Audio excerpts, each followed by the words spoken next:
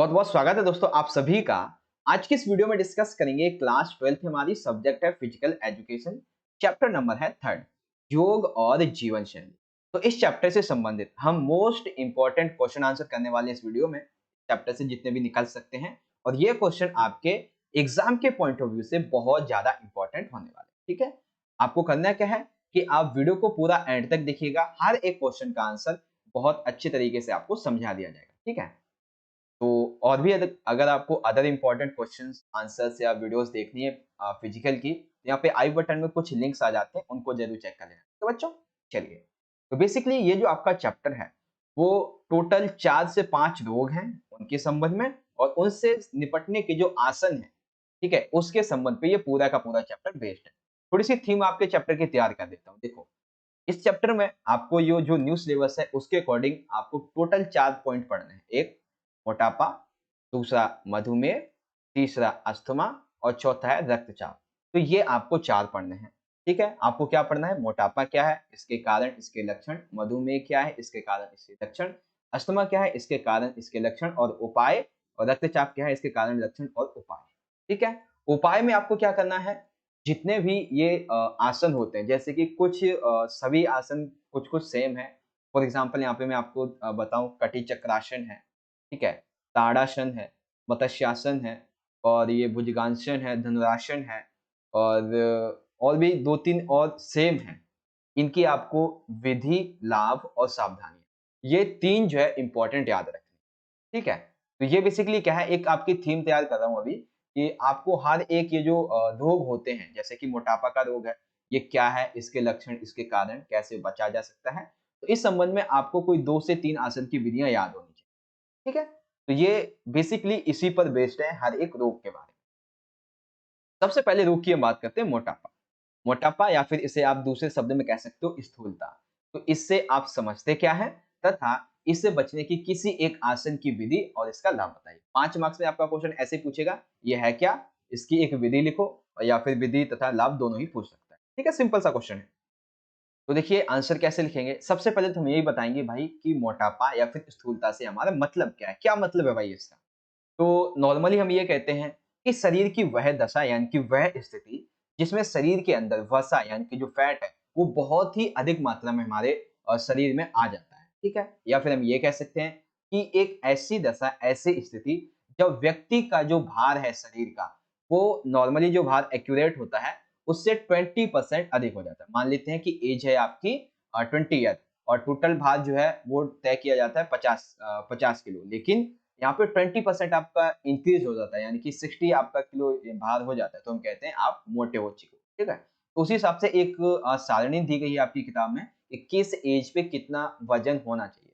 तो उसके हिसाब से यदि आपका भार जो है नॉर्मली उससे 20% अधिक हो जाएगा, तो सिंपल सी बात है आप मोटापे के शिकार हैं, सिंपल सा, ठीक है। या फिर ये कह सकते हो कि शरीर में वसा, इसकी मात्रा जब अधिक हो जाती है तो मोटापा आ जाता है।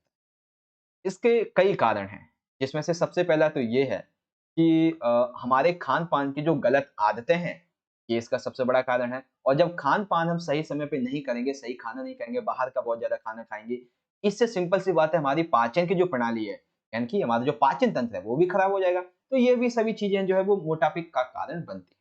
अब इसमें एक कारण है अत्यधिक भोजन करना, परिश्रम रहित जीवन, थायराइड, वंशानुगत इत्यादि।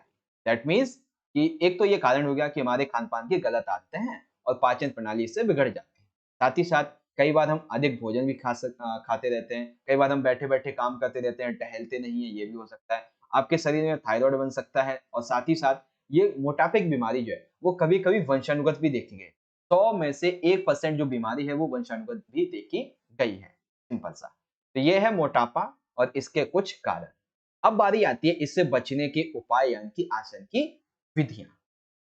देखिए, इसके आसन की मुख्य मुख्य विधियां मैं आपको बताता हूं। सबसे पहले तो देखो, यहाँ पे हतोत्साहन, ये आपके सपोर्ट मटेरियल से मैंने लिया है।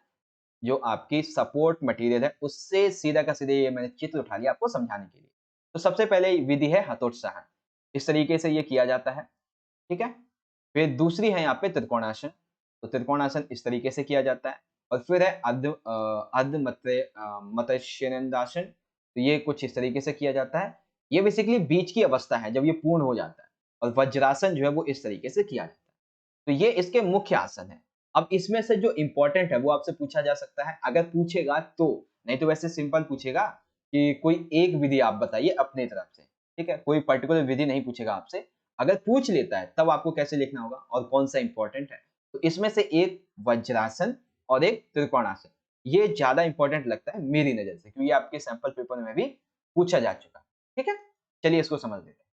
तो सबसे पहले हम बात करेंगे वज्रासन की। वज्रासन इस तरीके की मुद्रा में बैठ के किया जाता है, तो ये होता कैसे से? तो सबसे पहले देखो पूर्व स्थिति, यानी कि जब आप वज्रासन करने के लिए जाओ, तो आपको क्या करना है, दोनों पैरों को सामने की ओर सीधे बैठ जाना है, ठीक है? जैसे कि ये जो आप वुमेन देख रहे हो इस तरीके से बैठी हुई। अब होता है आपका शुरू। तो दाएँ पैर को घुटने से मोड़कर 1 सेकंड, दाएँ पैर को घुटने से मोड़कर दाएँ नितंब के नीचे रखना है। अच्छा हाँ, ठीक है। यानी कि इस तरीके से देख सकते हो महिला का जो पोस्चर है, इस तरीके से आपको अपना पोस्चर बनाना है। और फिर बाएँ पैर को मोड़कर बाएँ नितंब के नीचे रखें, ठीक है? इसके बाद कमर, गर्दन, सिर, इसे आपको सीधा रखते हुए दोनों पैरों के अंगूठे आपको मिलाने हैं नितंब के नीचे। एड़ी खुली हुई होनी चाहिए आपकी, घुटना और पैर का जो निचला भाग है वो आपका जमीन से सटा हुआ होना चाहिए। साथ ही जब आपकी ये प्रक्रिया चल रही होगी, तो दोनों हाथ जो हैं वो आपके जंघाओं पर होने चाहिए और दृष्टि आपकी बिल्कुल सामने होनी चाहिए। जैसे आपने देखा होगा कि नॉर्मली आप जब व्यायाम वगैरह करते हो, आप पार्क वगैरह कहीं जाते हो, तो वो जो अपने महिलाओं को या फिर जितने भी बड़े-बड़े लोग होते हैं, वृद्ध लोग होते हैं, वो इस तरीके का आसन करते हैं, ठीक है? क्योंकि उन्हें बुढ़ापे में ये बहुत ज़्यादा सहायता करती है, उनको एनर्जी लाने के लिए। तो ये होती है वज्रासन करने की विधि। सिंपल सी विधि है, नॉर्मल तरीके से। आई होप आप समझ गए होंगे। अब इस विधि के लाभ क्या-क्या हैं भाई? तो बहुत से लाभ हैं, जैसे कि इससे आप जो है वो अत्यधिक ध्यान कर सकते हो, यानी कि ये एक ध्यानात्मक शासन है।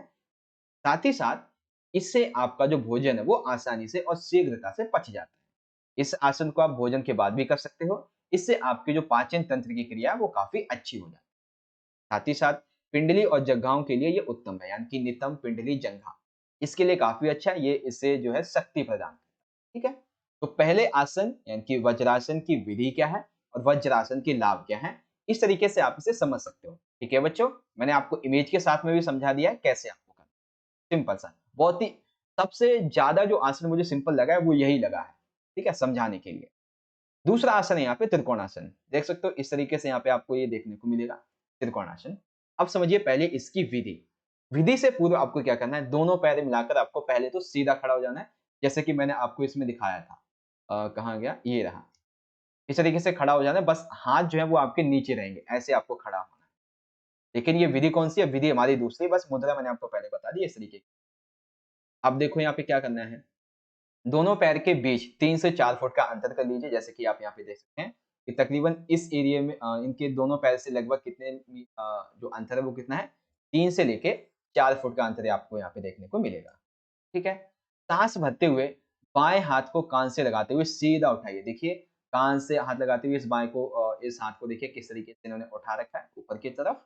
उसके बाद श्वास निकालते हुए दाहिने ओर झुकें, यानी कि पहले आप जब सीधे होते हैं इस पोस्चर में, तो आपको हाथ ऊपर उठाना है और जैसे ही फिर आपको क्या करना है, आपको इस तरीके से नीचे की तरफ आ जाना है। ठीक है? तो दाहिने ओर झुकना है और पैर को अंगूठे से स्पर्श करना है। जिस तरीके से यहाँ पे आप देख सकते हैं किया हुआ है। ओके? देन इसके बाद साँस भरते हुए सीधे ऊपर हाथ में रखकर बाईं ओर झुकें। यानी कि जो प्रक्रिया आपने इस लेफ्ट हैंड पे कर रखी है, इसी प्रक्रिया को आपको राइट हैंड पे करना है, सिंपल सा। और इस तरीके से आपका त्रिकोणासन होता चला जाए, सिंपल सा। ये है आपकी त्रिकोणासन की विधि। ये भी एकदम बहुत ही सिंपल सा है। तो इसलिए मैं आपको आसान-आसान से करवा रहा हूँ और जो इम्पोर्टेंट भी है। ठीक? तो ये त्रिकोणासन की विधि हो गई। अब इस विधि के लाभ क्या हैं भाई? तो लाभ सिंपल से ये है कि कमर व काटे प्रदेश लचीले हो जाते हैं, जिससे कि आप आसानी से चल फिर सकते हो। साथ ही साथ आपके जो अनावश्यक चर्बी होती है, वो भी घटती है। इवन आपके हाथ, कंधे, जंघा इत्यादि जो है उन्हें शक्तिशाली ये बनाता है, ये वाला आसन। ठीक है? तो मोटापे से बचने के लिए टोटल आपके 4 आसन हैं। ठीक है? मेन जो है, तो इन चारों में से हमने 2 समझ लिए हैं, त्रिकोणासन और वज्रासन। अब ये जो आपका अधमतेश आसन है ना ये वाला, इसको हम अभी नेक्स्ट वाले जो बेसिकली रोग है, उसमें देख लेंगे इसको और उसको आप इसमें भी लिख सकते हैं। ठीक है? तो मोटापा होता क्या है? इसके क्या मुख्य कारण होते हैं? इस संबंध में ये 4 आसन किए जा सकते हैं और इसके आसन की विधि, वज्रासन विधि और वज्रासन विधि के लाभ क्या-क्या हैं? पहला आसन देख लिया, दूसरा आसन त्रिकोणासन, इसकी विधि क्या है और इसके लाभ क्या है, सिंपल सा। ठीक है बच्चों, आई होप अभी तक जो मैंने आपको समझाया समझ में आया होगा। कोई भी क्वेश्चन डाउट हो तो ये हमारी इंस्टाग्राम की आईडी है, आप चाहो तो इजीली मैसेज कर सकते हो। वीडियो अच्छी लगी तो लाइक करना, शेयर करना। चलिए, सेकंड यहाँ पे जो रोग है वो है हमारा मधुमेह का। तो question same as it is वही बनेगा कि मधुमेह से आप क्या समझते हैं? इससे बचने की किसी एक आसन विधि विधि लिखिए या फिर आसन की विधि के साथ-साथ इसका लाभ भी बताइए। ठीक है? चलिए, अब समझते हैं मधुमेह के बारे में। बेसिकली देखो, आम तौर पर चयापचयी विकार यानी कि मेटाबॉलिक के रूप में हम इसे जानते हैं। सिंपल सी बात है, एक विकार होता है चयापचय विकार, ये हम इसे इस रूप में भी जानते हैं। इस विकार में क्या होता है, इनकी इस मधुमेह में क्या होता है कि रक्त में लंबे समय तक शर्करा शर्करा यानी कि चीनी का एक युक्त रूप होता है, जो कि हमारे शरीर में यदि बढ़ जाता है तो हमारे शरीर जो है ये हमारे शरीर में बहुत सारी बीमारियों को उत्पन्न कर देता है। तो मधुमेह बेसिकली इसी शर्करा की जो मात्रा है वो अधिक होने की वजह से होता है। मधुमेह या तो प्रीकियाज यानी कि अग्न्याशय में पर्याप्त इंसुलिन नहीं बनने की वजह से हो पाता है, और या फिर शरीर की कोशिकाओं द्वारा बनाए गए इंसुलिन को ठीक प्रतिक्रिया नहीं कर पाती इसलिए। दैट मीन्स कि हमारे शरीर में प्रक्रियाज में जो इंसुलिन होता है या तो वो पर्याप्त मात्रा में नहीं है, और यदि पर्याप्त मात्रा में बन चुका है तो वो पूरी तरीके से प्रतिक्रिया नहीं कर पा रहा है। इसके कई कारण होते हैं, जैसे कि थकान, बेसिकली ये लक्षण है कि यदि मधुमेह हो रहा है आपको या आप उसकी पहली स्टेज में, दूसरी स्टेज में या फिर आपको हो चुका है, तो क्या-क्या इसके लक्षण होते हैं। तो सबसे पहले आप बहुत जल्दी थक जाओगे, आपको बहुत बार प्यास पानी पीने का मन करेगा, आप आधा-आधा ग्लास पानी पियोगे लेकिन ज़्यादातर पानी पीते रहोगे, और आपको थोड़ा-थोड़ा करके जल्दी-जल्दी खाना खाने का मन करेगा, ठीक है? आपको कम दिखाई देने लगेगा, आपके गुर्दे में कोई प्रॉब्लम आने लगेगी, हृदय वाहिका की बीमारी हो जाएगी, साथ ही साथ आपका वजन घटने लगेगा, आपको पेशाब जो है वो बार-बार देखने को मिलेगी। तो मधुमेह यानी कि डायबिटीज़ से संबंधित जो रोगी होते हैं, उन्हें इस तरीके की जो लक्षण है वो उन्हें दिखाई देने लगते हैं, जब उन्हें लगता है कि हाँ, इससे जो है वो मधुमेह की बीमारी होने वाली है। ऐसे ही डॉक्टर भी पकड़ते हैं, ठीक है? इसके लक्षण क्या हैं या फिर कारण क्या है? लक्षण तो हमने देख ही लिया, कारण क्या है? तो कारण ये है कि आज हम गतिहीन जीवन अवस्था में हैं, कि हम परिश्रम नहीं करना चाहते। साथ ही साथ आपको जो है वो बीमारियाँ छोटे-मोटे तौर पे होती ही रहती हैं। आपका शरीर बहुत ज़्यादा मोटा है, भार बहुत ज़्यादा बढ़ चुका है, आप ज़्यादातर तनाव में रहते हो, चिंता में रहते हो, तो इसलिए भी इसके ये कारण बन सकते हैं, ठीक है? ये कारण हो गए। इसके उपाय की अगर हम बात करें, तो सुधार से देखो इस बीमारी को पूरी तरीके से तो ठीक नहीं किया जा सकता, ठीक है? लेकिन हाँ, इससे बचा जा सकता है, इससे नियंत्रण इसे किया जा सकता है। अगर आपको हो चुका है, तो ये 100% है कि इस बीमारी को ठीक तो नहीं कर सकते, क्योंकि अभी तक इसकी एक परफेक्ट जो मेडिसिन है, वो इसकी नहीं बनी है। कोई दवा इसकी परफेक्ट नहीं बनी है जो इसको पूरी तरीके से खत्म करे। लेकिन हाँ, इससे आप कुछ उपाय हैं, जिसको अगर आप करते हो तो नियंत्रण में इसे ला सकते हो, जिससे आपको कोई ज़्यादा नुकसान वगैरह नहीं हो। तो इसके लिए देखो कुछ आसनों के नाम हैं, यहाँ पे सूची दी गई है। जैसे कि एक है भुजंगासन है, पश्चिमोत्तान है, और फिर यहाँ पे आ गया अधमस्तान आसन है, ये आप उसमें भी कर सकते हो। फिर ये है पवन मुक्तासन, ये हमने मोटापा में भी देखा था, अर्ध वाला, ठीक है ना? तो इन 4 में से हम बेसिकली 2 को देखने वाले हैं। चलिए देखते हैं कौन-कौन से हैं। सबसे पहला है यहाँ पे जो अभी हमने बात करी थी, ये आप मोटापा में भी लिख सकते हो, इवन जितने भी रोग हैं सभी में लिख सकते हो। अधमस्तासन, देखिए, सबसे पहले क्या करना है, जैसे एक योगी जो होता है ना, उसके नाम पर इसको रखा गया था इस आसन का नाम।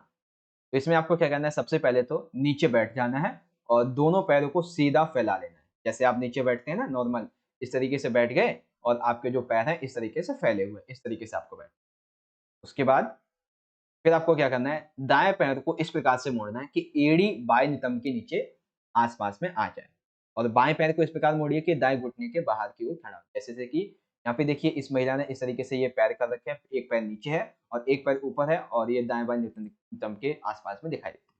ठीक है? उसके बाद दाईं भुजा के ऊपरी भाग को, घुटने को श्वास भरकर निकालते हुए दबाएँ और बाएँ पैर को पंजा पकड़ लें। यानी कि जैसे कि यहाँ पे देख सकते हैं, ये महिला का हाथ जो है वो इस तरीके से जाता है, पीछे से ये जो पैर होता है इसको पकड़ने की कोशिश होती है, और यहाँ से इस हाथ को जो है इस तरीके से ये कर रखा है। तो ऐसे ही करना है कि दाईं भुजा को आपको क्या करना है, जब बैठ जाते हैं, पैर की स्थिति आप पूरी बना लेते हैं, तब आपको दाईं भुजा के ऊपर के भाग में घुटने को श्वास भरते हुए निकालना है और दबाइए, मतलब कि श्वास बाहर निकालते हुए दबाएँ और बाएँ पैर का पंजा पकड़ लीजिए, जैसे कि इन्होंने इस तरीके से पकड़ रखा है। ठीक है? उसके बाद आपको क्या करना है, बायां हाथ कमर के पीछे रखें, जिस तरीके से बायां हाथ कमर के पीछे है, तथा गर्दन को अधिक से अधिक धड़ को घुमाते हुए बाईं ओर मोड़ें। यानी कि आपको जो पहले तो आप ये इनकी गर्दन सीधी थी, ठीक है ना?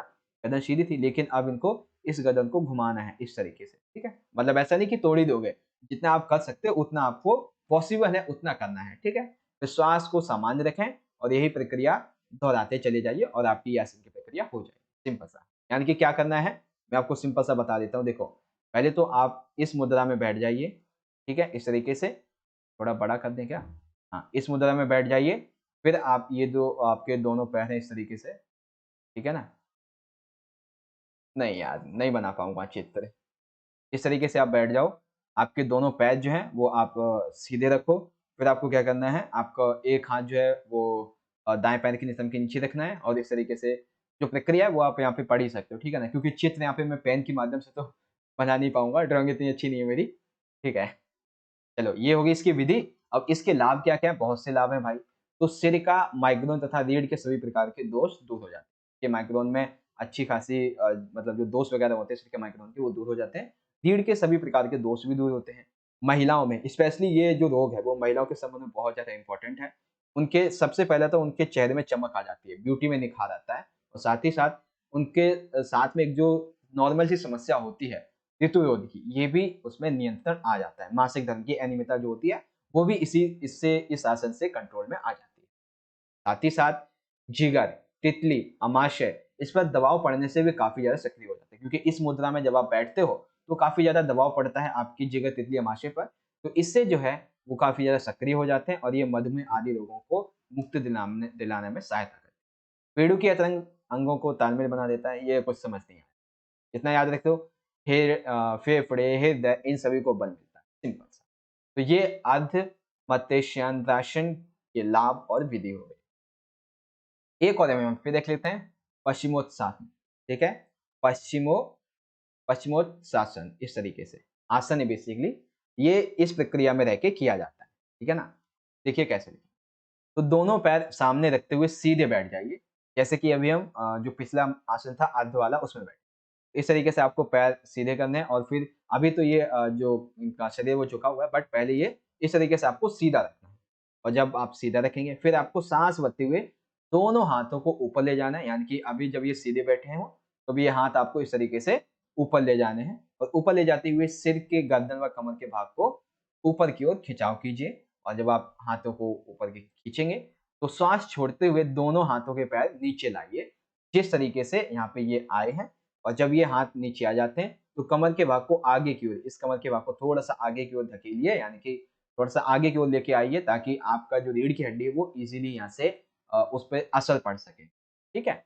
और हाथों से पैर को अंगूठे पकड़ने की बेसिकली हाथों से पैर के अंगूठे पकड़ने की कोशिश कीजिए और साथ ही साथ कोहनी को पैर जो है उस पर लगाना है।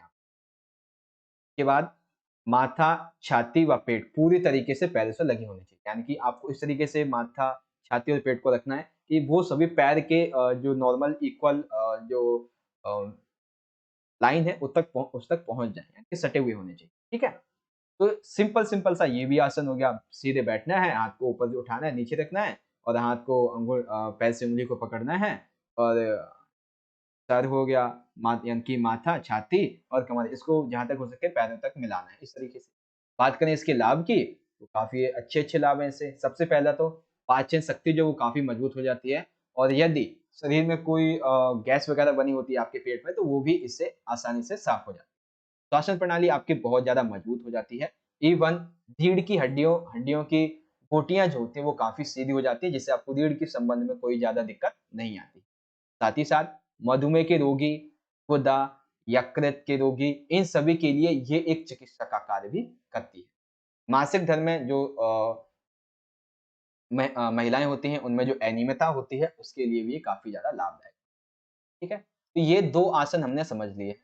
तो समझ में आ गया होगा आप सभी को। सबसे पहले तो मधुमेह बेसिकली होता क्या है, इसके लक्षण क्या हैं, इसके कारण क्या है और सुधार इसको कैसे किया जा सकता है। इस संबंध में मुख्यतः ये 4 आसन आपसे पूछे जा सकते हैं, जिसमें से ये आसन और ये आपको मोटापे में भी काम आने वाले हैं। ठीक है? समझ गए आप सभी? ये हो गया हमारा अर्धमत्स्यांग आसन विधि, इसके लाभ और एक पश्चिम वाला आसन और इसके लाभ इस तरह। ठीक है? कंप्लीट आपको समझ में आ गया होगा। अब यहाँ पे हम बात करते हैं, चलिए आगे चलते हैं। अगला है हमारा यहाँ पे रोग अस्थमा के बारे में, ठीक है? तो अस्थमा होती क्या है, इसके कारण, इसके लक्षण, इसके सुधार और एक आसन की विधि और इसका लाभ, ठीक है? 5 मार्क का क्वेश्चन ऐसे बनेगा और अगर तोड़-तोड़ के पूछेगा तो अस्थमा क्या है ये बताओ, अस्थमा का कोई एक आसन बताओ, अस्थमा के आसन के लाभ की विधि बताओ, ऐसे पूछ ले। बेसिकली देखो, अस्थमा एक बीमारी है, जो किसकी बीमारी है? श्वास नलिकाओं से संबंधित है, हमारी जो श्वास लेने की प्रक्रिया है, उससे संबंधित। बेसिकली हम श्वास लेते हैं, हमारी जो नलिकाएँ होती हैं, श्वास नलिका उसके माध्यम से। तो इस बीमारी में क्या होता है, इन नलिकाओं के भीतरी दीवार में सूजन आ जाती है और जब ये सूजन आती है, तो ये बहुत ही ज़्यादा संवेदनशील हो जाती है, यानी कि यदि इसमें छोटा-सा भी कोई हवा ज़्यादा लगती है, थोड़ी-सी भी ज़्यादा हवा लगती है, तो ये बहुत ज़्यादा एक तीखा प्रहार करती है, ठीक है? श्वास नलिका पे, तो इसे साँस लेने में बहुत ज़्यादा बीमारी हो जाती है। सिंपल सी बात है, अस्थमा एक श्वास से संबंधित बीमारी है, जो हमारी श्वास नलिकाएँ होती हैं, उसको बहुत ही ज़्यादा संवेदनशील बना देती है। अगर हवा ज़्यादा तेज़ होगी, तो हम सांस लेने में व्यक्ति को दिक्कत होती है। लक्षण की बात करें तो सबसे पहला ये है कि खाँसी का दौरा होना, यानी कि आपको बार-बार खाँसी होने लगती है। आपकी जो दिल की धड़कन है, वो भी बहुत ज़्यादा बार बढ़ने लगती है। साँस की रफ्तार बढ़ने लगती है, आपको बहुत ज़्यादा बेचैनी होने लगती है। कई बार सीने में जकड़न भी होने लगती है, फिर थकावट आ जाएगा। थकावट, हाथ, पैर, कंधे, ये सभी आपके जो है वो बहुत ज़्यादा दर्द होने लगते हैं। तो ये सभी लक्षण हैं कि यदि आपको अस्थमा की बीमारी है। देखो, अस्थमा की बीमारी दैट मीन्स कि सिंपल सी बात है, ये सभी आपके श्वास से संबंधित होंगे, जितने भी लक्षण हैं, ठीक है ना?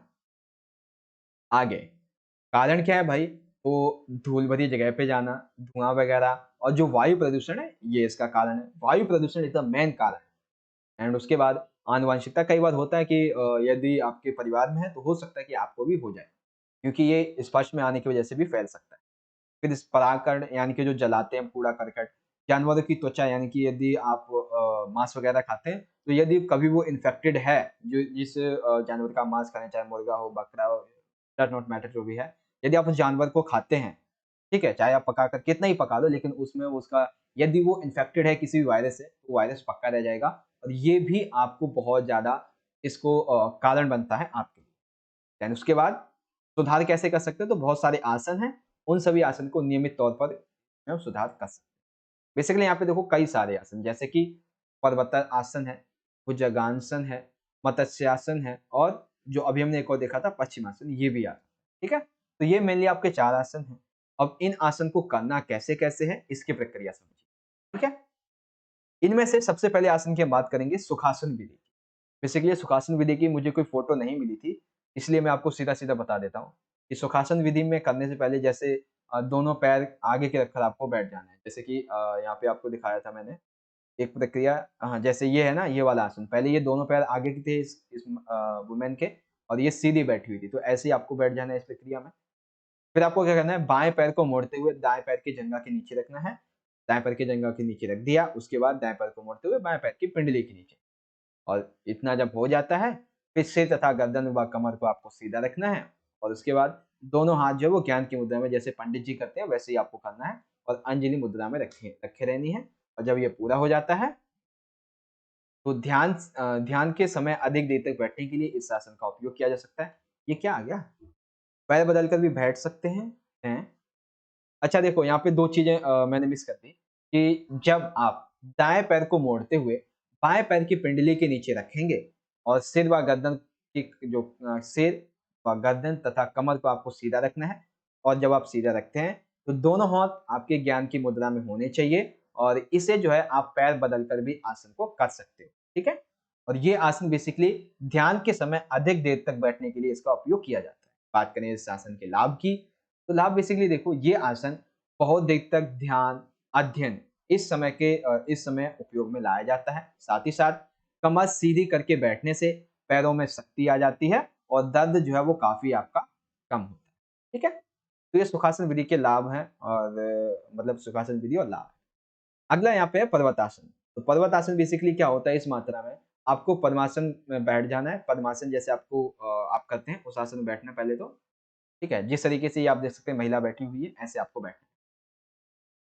जमीन पर दरी या फिर आसन आपको बिछा लेना है ताकि आप जो है वो आसानी से इस आसन को कर पाओ। ठीक है।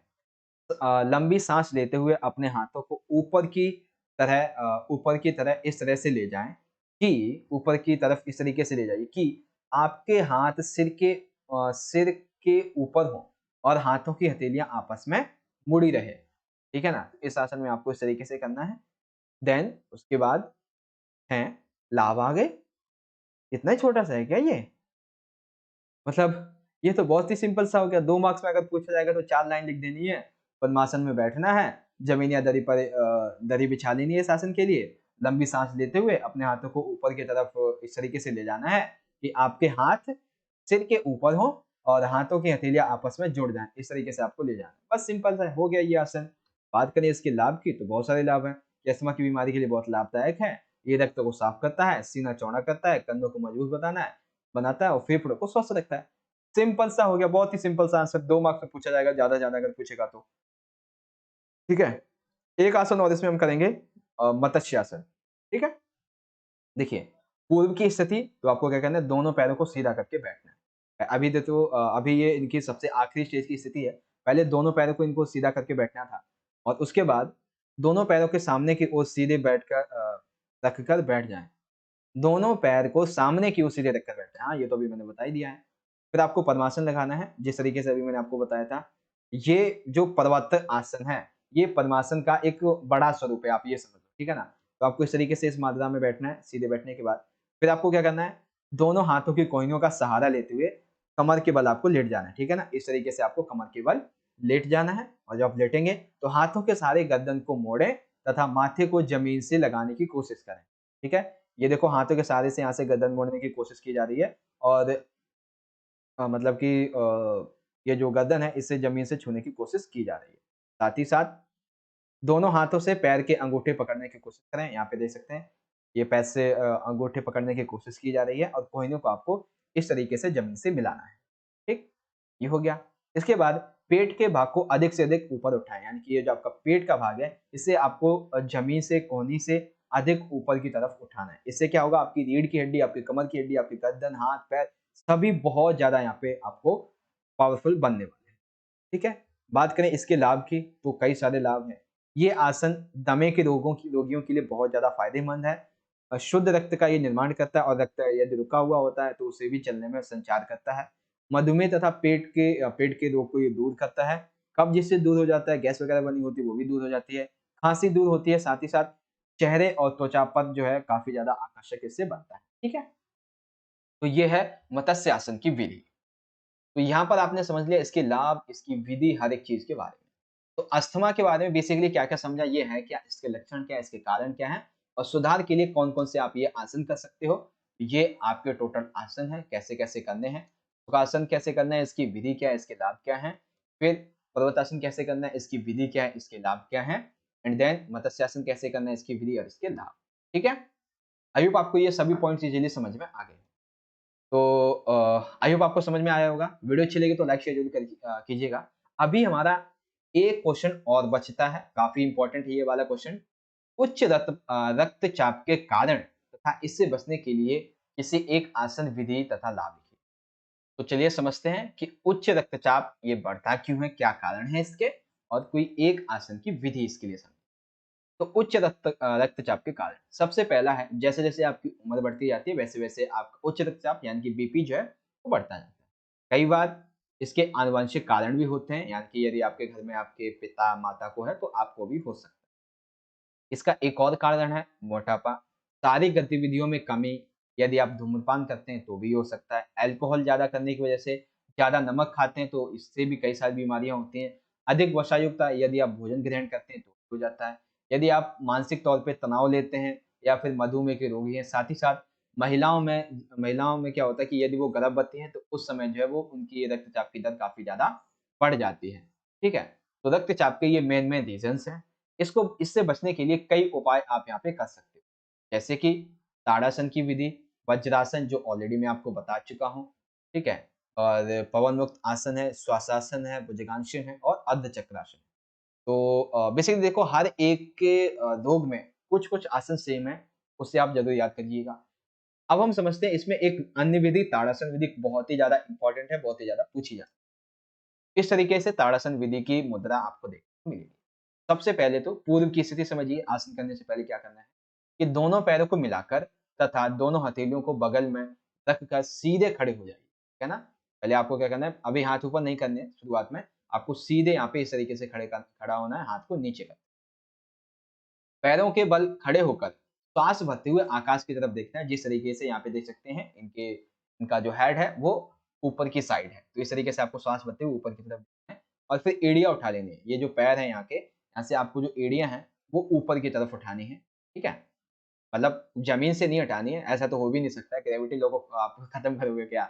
मतलब सिंपल सा इतना है कि एड़ियाँ जैसे हमारे ये पंजे होते हैं ना, नॉर्मली हम ऐसे पैर रखते हैं, तो आपको क्या करना है, पैर को थोड़ा-सा इस तरीके से कर लेना है ना? ऐसे, इस तरीके से।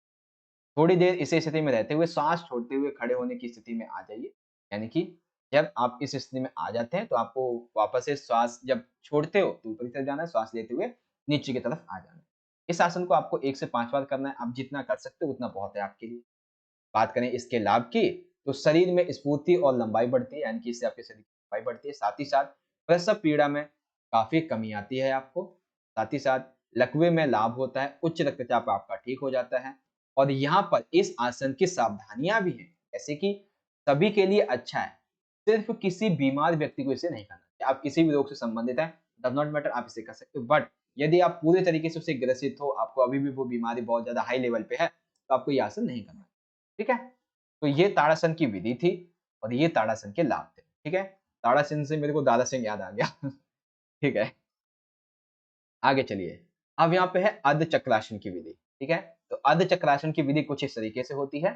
देखिए, पहले पूरी स्थिति में क्या करना है, दोनों पैरों को मिलाकर खड़े हो जाएँ और हाथों को शरीर के पास रखें। अभी आपको इस तरीके से नहीं खड़ा होना है, आपको सिंपल सीधा-सा खड़ा होना है इस ठीक है?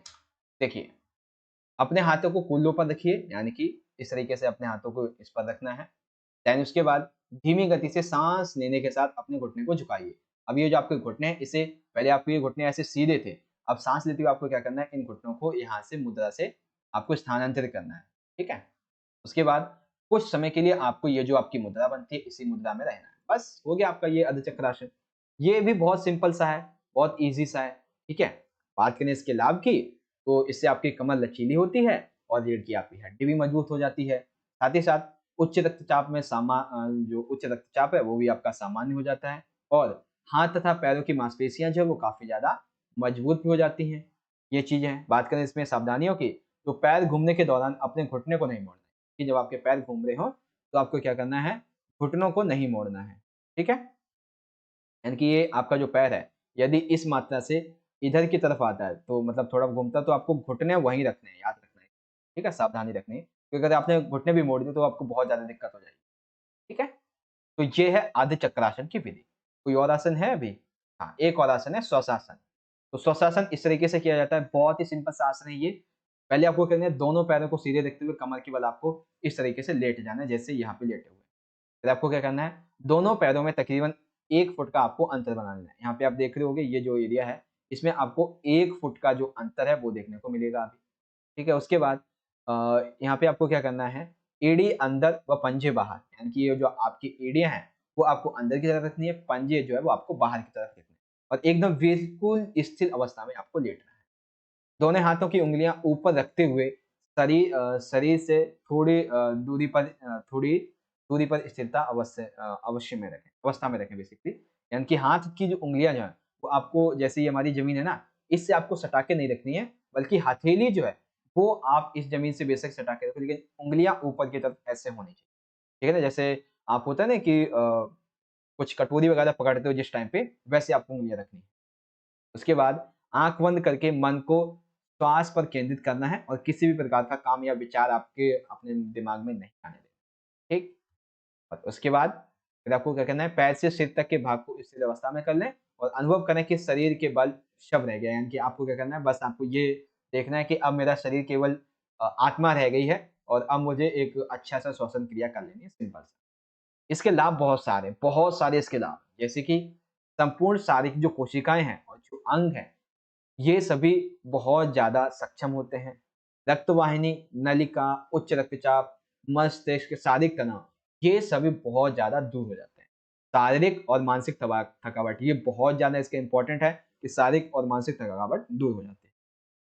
इसके सावधानी की बात करें तो जब आप श्वसन कर रहे हो तो शांत और बाहरी प्रदूषण और कोलाहल रहित वातावरण आपका होना चाहिए। ऐसा नहीं है कि बाहर डीजे बज रहा है, बाहर शोर मचा रहे हैं, आप यहाँ पे आसन कर रहे हो, नहीं ऐसा नहीं है। आपको शांत वाली जगह पे ये सब करना है, ठीक है? और जहाँ पे प्रदूषण वगैरह आपको देखने को ना मिले। तो ये हो गया आपका उच्च रक्तचाप के बारे में, ठीक है? कि उच्च रक्तचाप होती क्या है, इसके कारण क्या है, और इस संबंध में एक कई सारे आप यहाँ पे आसन कर सकते हो, ये इसके आसन हैं। और इस आसन में जिसमें से पहला वज्रासन हम कर चुके हैं, और इसमें हमने अभी पहले देखा ताड़ासन विधि आप कैसे कर सकते हो, इसके लाभ क्या हैं। अर्ध चक्रासन विधि आप कैसे कर सकते हो, इसके लाभ क्या हैं, और श्वासन विधि जो है वो आप कैसे कर सकते हो, इसके लाभ क्या हैं, ठीक है? इस तरीके से देखो मैं आपको क्या करता हूँ, एक बार थोड़ा-सा रिवीजन दे देता हूँ कि कुछ-कुछ मेन आसन आप ज़रूर याद कर लीजिएगा। जैसे कि देखो, मोटापा हो गया और उच्च रक्तचाप हो गया, ठीक है? अस्थमा हो गया। तो इसके संबंध में आप ताड़ासन जो विधि है, ये आप याद कर लो, हर एक में लिख दोगे, कोई सा भी क्वेश्चन आ जाता है, मोटापा, अस्थमा, रक्तचाप, मधुमेह, इनमें से कोई सा भी आ सकता है, लिख दोगे। मधुमेह में क्या करना है, आपको थोड़े से अलग आसनों को याद रखना है। पहले आप वो देख लो जो कॉमन से हैं। अब इसमें एक आसन है मोटापे में भी मत्स्य, ये वाला आसन है।